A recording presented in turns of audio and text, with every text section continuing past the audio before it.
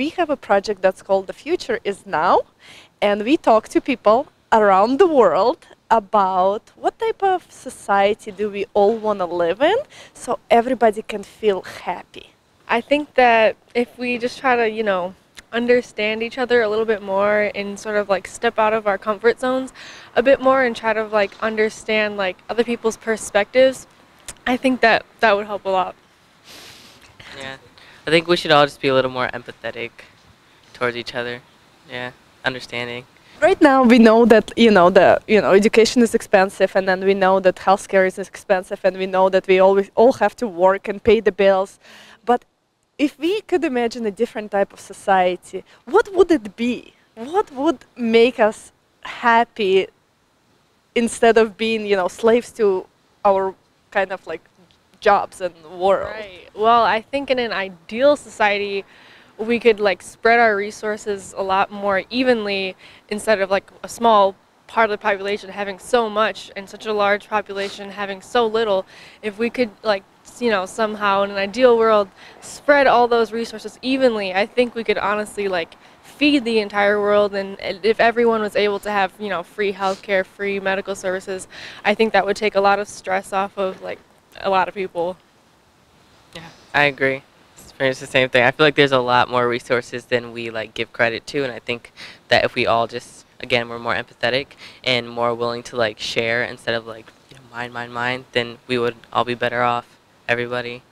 Yeah. And then we all know that we live in a society that's a consumer society, right? So we consume products, we consume people, we consume ideas, because everything is done not for humanity, but almost like against humanity. How can we turn this around, and how can we make sure that the best human qualities prevail in all of us, and that when we do something, we help each other? How do we do that? Oh gosh, well, it's really difficult because I think the world, especially in the U.S., is really set up to be consumerist. People are feeding, our consumers kind of mind. But, if we could kind of separate ourselves from that and like take a step back and maybe not buy all these new things and sort of, recycle more and, sort of be grateful for what we have instead of, always wanting more. I think that, it is hard, but, that would definitely help our kind of consumer mindset. Yeah, I think the media plays a big role in that. So I think that if we had like maybe more strict rules for the types of like advertising you could do, or how specific, how they track your, what you like, and then they pinpoint it towards you. So I think that if we had more specific rules and more privacy in that way, then the media would sort of be less like almost brainwashy, and then we would feel less like less of a pull towards consumerism that way. What are like some concrete steps we can take to live in this better society? So, I mean, we have so much technology that we're using to, get into people's heads and get into, what does this specific person, what kind of advertisement do they want to see, what's catered to this specific person. Instead of that, if we just had a more like free sort of, I guess, market, really, I think that would serve us a lot better. So instead of like promotional, it could be informational? Yeah, definitely. Okay. And then what are some other things we can improve on in terms of like working conditions, or in terms of, getting social benefits? Like what should be available to all the people around the world to make us all happy? I think that we just need to like focus less on like how can we produce the most amount of this thing, and I just think that's so wasteful. We look at how much effort and energy we put into like production of certain goods and stuff, and then we look at the landfills full of the things that we put so much effort into creating. So I think that we just need to like divert the energy into something else, something more important than that. And so yeah, I just think that as a whole, if we started doing that, and like just less of the idea of how much can we create in one, as cheap as possible, and more of the how can we like better society, and asking those types of questions, I think that we will get to there.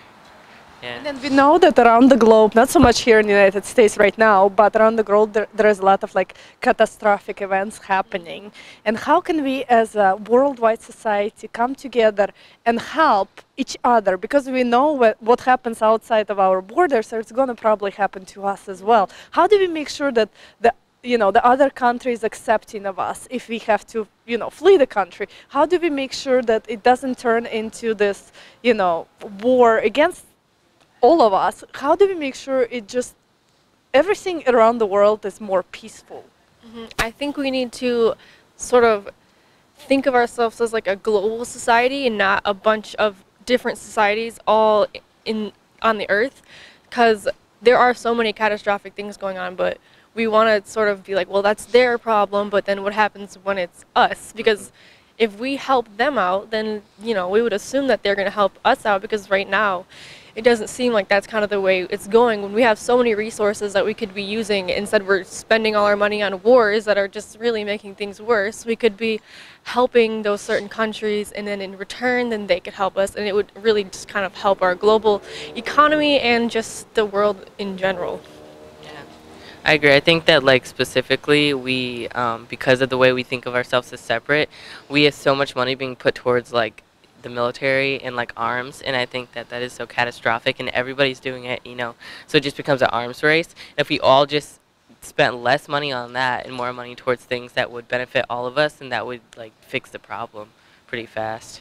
And then we also have to remember that we are human beings, right? So we have love inside of us, and we have kindness, and we have all this, you know, the best qualities. But the type of society we live in right now, it's almost impossible to even, you know, think about it, because you're always on this consumer type of mindset of what I'm going to buy, what I'm going to pay, what I'm going to do, how I'm going to take this picture so I get more likes, like how I'm going to do this and that. How do we bring back this human qualities? How do we develop them in ourselves, and how do we let other people know that it's okay to be a human being?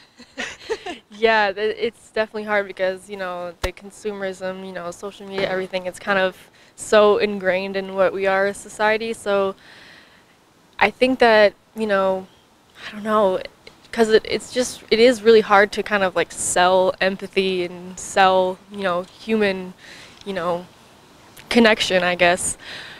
But I don't know, I think if one person, you know, starts making a change or like spreading kindness, spreading, you know, information, I think that, you know, one person can spread to 2, 3, you know, it can spread. Yeah, I agree. I think it's like interpersonal. I think that's how it starts. And I do think like social media can be used for good.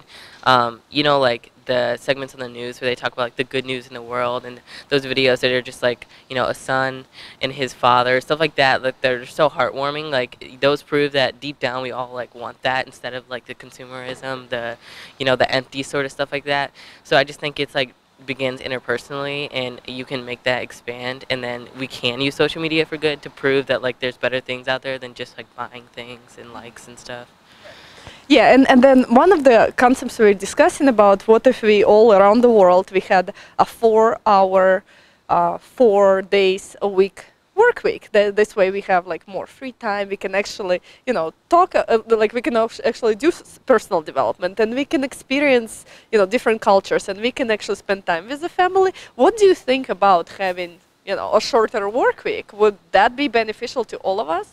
Yeah, I definitely think so. I mean, we're not put on this earth just to work. We're not, you know, that's not what really anyone wants to do. I know that in a lot of, you know, Spanish-speaking countries, they kind of take a time out of the middle of the day for a siesta.